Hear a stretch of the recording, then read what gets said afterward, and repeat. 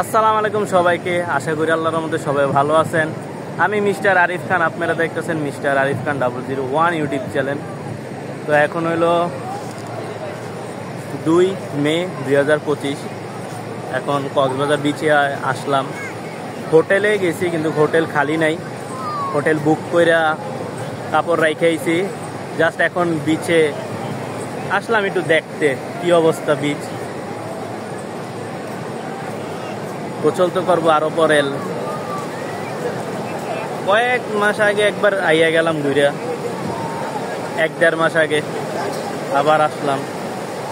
ভালো লাগে অনেক কক্সবাজার, যত আসি ততই ভালো লাগে। যারা আমার আগের ব্লগটা দেখেন তারা জানেন কক্সবাজার আমার কত বেশি ভালো লাগে। এই দেখেন বিচ,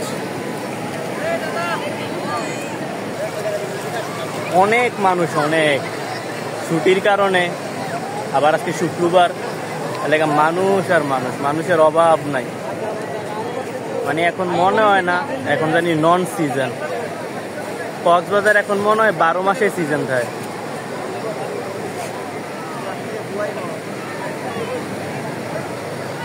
কিন্তু ফেব্রুয়ারি 5 তারিখে যখন আসছি তখন অনেক বেশি মানুষ আছিল।